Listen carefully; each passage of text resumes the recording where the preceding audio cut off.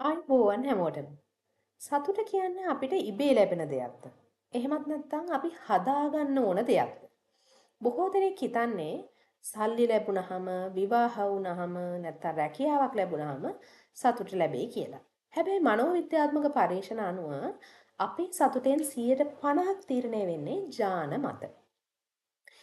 ඉතුරු 10% විතරයි අපේ අවට පරිසරය මත තීරණය වෙන්නේ. එතකොට 60යි. නමුත් ඉතිරි 40ම තියෙන්නේ සම්පූර්ණයෙන්ම අපේ අතේ.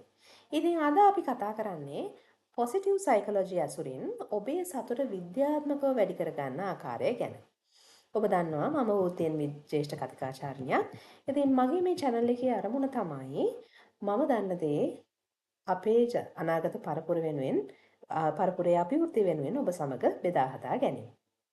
අපි මුලින්ම කතා කරන්නේ ස්තුතිවන්ත වීමේ විද්‍යාව ගැන. gratitude. මේක බලවත්ම ක්‍රමයක්. අපි මේකට කියනවා කෘතඥතාවය කියලා. Journal of Happiness Studies පෙන්වා දෙන විදිහට දිනකට ඔබ ලැබූ හොඳ අත්දැකීම් 3ක් ලියා තැබීමෙන් ඔබේ මොළය ස්වයංක්‍රීයවම ලෝකයේ තියෙන ධනාත්මක දේවල් සෙවීමට හුරු වෙනවා. අද කාලේ මේකට නොඑක් ආකාරයේ නම් දීලා තියෙන්න පුළුවන්. විශ්ව නීතිය නැත්නම් විශ්ව ආකර්ෂණ නීතිය මේ දේවල් ඒ කියන්නේ විශ්වයෙන් ඔබට ලැබෙන යම්කිසි දෙයක් තියෙනවා වෙන්න පුළුවන්. නමුත් ඒකම ඔබට ඔබේම ශරීරයෙන් ඔබේ මොළයෙන් මේ කෘතඥ පූරක වීම මගින් සතුටින් ඉන්න නොයෙකුත් දේවල් ලබා දෙනවා.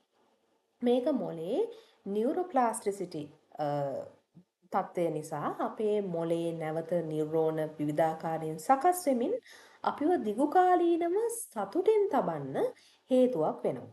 මොකද අපේ මොලේ හුරු වෙනවා තව තවත් හොඳ දේවල් හොයන්න, ධනාත්මක දේවල් හොයන්න. අපි ධනාත්මක දේවල් සොයමින් ඒවා ලියන්න උත්සාහ කරනකොට. දෙවැනියට අපි කතා කරන්නේ පර්ම මොඩල් එක ගැන. ධනාත්මක මනෝවිද්‍යාවේ පියා ලෙස සැලකෙන මාටින් සෙලිග්මන් විසින් හොයාගෙන තියෙනවා මේ පර්ම කියන ආකෘතියක්. මේකේ පළවෙනි අකුරු 5. ඒ කියන්නේ PERMA වලින් නොයෙකුත් ඒ කියන්නේ දේවල් කිහිපයක් ඔහු සඳහන් කරලා තියෙනවා. P වලින් ඔහු සඳහන් කරන්නේ positive emotions ගැන. ඒ කියන්නේ ධනාත්මක හැඟීම් විඳීම. හැමතිස්සෙම ඔබ උත්සාහ කරන්න ඕනේ ධනාත්මක දේවල් ගැන හිතන්න. ධනාත්මක දේවල් ලියන්න. නෙගටිව් දේවල් හිත නෙගටිව් දේවල් මතක් කර ඔබේ සතුට ඒකෙන් වියලෙන්න දෙන්න එපා. ඔබ හැමතිස්සෙම හොයන්න ඕනේ පොසිටිව් දේවල්. අපි කලින් කතා කළානේ. දෙවැනි දේ තමයි engagement. හොඳ දෙයක නිමග්න වීම. අපි හැමතිස්සෙම කරන දේවල් හොඳ ෆෝකස් එකකින් නැත්නම් ෆ්ලෝ ස්ටේට් එකකින් කිරීම තමයි මේ engagement කියන එකේ අදහස. ඒ කියන්නේ ඔබ පාඩම් කරනවා නැත්නම් ඔබේ රැකියාවේ යම් කිසි දෙයක් කරනවා කියලා හිතන්නකෝ. සම්පූර්ණයෙන්ම ඔබේ ෆෝකස් එක ඒ සඳහා යොදවන්න. මම කලිනුත් මේ ෆ්ලෝ ස්ටේට් ගැන කතා කරලා තිනවා. වෙන බාහිර දේවල් ගැන හිතන්නේ නැතුව අපි ඒ මොහොතේ කරන වැඩේ බොහොම හොඳ අවධානයකින් කිරීම තමයි මේ engagement කියලා හඳුන්වන්නේ. ඊට පස්සේ relationships ගුණාත්මක සමාජ සම්බන්ධතා තබා ගැනීම. ඒ කියන්නේ ඔබට ලැබුණු ඕනෑම සමාජ සම්බන්ධතාවයක් මත depend වීම නෙමෙයි හොඳ ගුණාත්මක සමාජ සම්බන්ධතා හඳුනාගෙන ඒ අයත් එක්ක හොඳ relationships තබා ගැනීම තමයි මෙතනදී අදහස් කරන්නේ.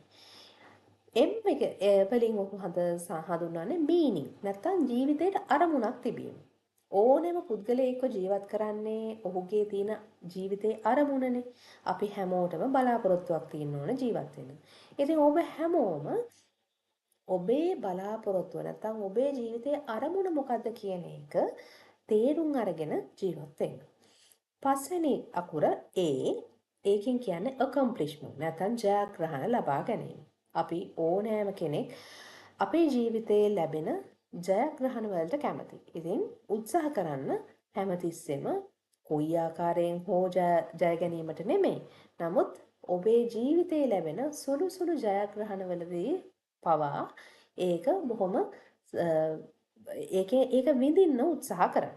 ඉතින් මේ කරුණු පහ සමබරව පවත්වා ගැනීමෙන් ඔබට නිරන්තර සතුටක් අත්විඳිය හැකියි. තුන්වෙනියට කතා කරන්නේ පරාර්ථකාමීත්වය ගැන. නැත්නම් acts of kindness. විද්‍යාවට අනුව තවත් කෙනෙකුට උදව් කරන විට අපේ මොළයෙන් ඔක්සිටොසින් සහ සෙරටොනින් කියන සතුටු හෝමෝන නිදහස් වෙනවා. අපි දන්නවානේ අම්මා කෙනෙක් දරුවෙකුට කිරි දෙනකොටත් ඔක්සිටොසින් ස්‍රාවය වෙනවා. ඉතින් මේ හෝමෝන නිදහස් වීම අපි හෙල්පර්ස් හයි කියලාත් හඳුන්වනවා. ඔබ වෙනුවෙන්ම වියදම් කරනවට වඩා තවත් අයෙක් වෙනුවෙන් කුඩා කැපකිරීමක් කරන්න හරි උත්සාහවන්ත වෙන්න. එතකොට ඔබට අත්විඳිය හැකි මේ සතුටේ තියෙන ප්‍රබල බව. මේක පරීක්ෂණ වලින් පවා තහවුරු වෙලා තියෙනවා. ඔබට එක සැරේම ලොකු දෙයක් අනිත් අය වෙනුවෙන් කරන්න හිත හදාගන්න බැරි කෙනෙක් වෙන්න පුළුවන්. නමුත් උත්සාහ කරන පොඩි දෙයක් කරන්න. සතෙකුට කෑම දෙයක් ටිකක් දෙන්න, එහෙමත් නැත්නම් දුකින් ඉන්න කෙනෙක්ගේ හිත හදන්න. මේ දේවල් බොහෝ දේවල් වලට අපිට සල්ලි වැය වෙන්නෙත් නැහැ. ඉතින් ඒ වගේ දෙයක් කරලා බලන්න අපි අනිත් අය වෙනුවෙන් දෙයක් කරන එකෙන් අපිට කොච්චර ලොකු සතුටක් ලැබෙනවද කියලා. හතරවෙනි එක තමයි වර්තමානයේ ජීවත් වීම. නැත්නම් මයින්ඩ්ෆුල්නස්. විවිධාකාර ආගම්වල වගේම අද කාලේ නොයෙකුත් පර්යේෂණවලත් මේ මයින්ඩ්ෆුල්නස් ගැන නොයෙකුත් පර්යේෂණ මගින් ඊටාම සාර්ථක ප්‍රතිඵල තහවුරු වෙලා තියෙනවා. හාවර්ඩ් විශ්වවිද්‍යාලයේ පර්යේෂණයකට අනුව අපේ මොළය 47%කම කාලයක් ගත කරන්නේ මයින්ඩ් බැන්ඩරින් නැත්නම් අතීතයේ හෝ අනාගතයේ ගැන සිතමින්. එක්කෝ අපි අතීතය ගැන හිතමින් දුක් වෙනවා, එහෙම නැත්නම් අනාගතය ගැන හිතමින් වද වෙනවා. ඔවුන් පවසන්නේ a wandering mind is an unhappy mind කියලා. මේක බුදුරජාණන් වහන්සේ මෙන්ම නොයෙකුත් ශාස්ත්‍රවලුන් දේශනා කරලා තියෙන දෙයක්. ඉතින් වර්තමාන මොහොතේ අපි අවධානයෙන් ඉන්නවා නම්, ඒ කියන්නේ මයින්ඩ්ෆුල්නස්, මේ මොහොතේ අපි හිත තියාගෙන ඉන්නවා නම් අපිට අතීතය ගැන දුකකුත් නැහැ, අනාගතය ගැන වදයකුත් නැහැ. ඒකෙන් අපිට මානසික ආතතිය අඩු කරලා සතුට වැඩි කරගන්න පුළුවන්. පස්වෙනි එක තමයි සමාජ සම්බන්ධතාවල වැදගත්කම. අපි අර පර්මා මොඩල් එකේ කතා කළානේ. ඉතින් වසර 80ක් පුරා සිදු කළ Harvard Study of Adult Development පර්යේෂණයට අනුව මිනිසෙකුගේ සතුට සහ සෞඛ්‍ය තීරණය කරන ප්‍රධානම සාධකයක් විදිහට ඔහුගේ සමාජ සම්බන්ධතාවල ගුණාත්මක භාවය හඳුනගෙන තියෙනවා. ඉතින් සල්ලි, ප්‍රසිද්ධිය වගේ දේවල් වලටත් වඩා අපිට ආදරය කරන සහ අපිව විශ්වාස කරන පිරිසක් අපවර සිටීම අපේ සතුටට අත්‍යවශ්‍ය දෙයක්. මේකෙන් කියන්නේ ඕනෑම කෙනෙක්ට ඔබේ සතුට තීරණය කරන්න ඉඩ දෙන්නයි කියන එක නෙමෙයි.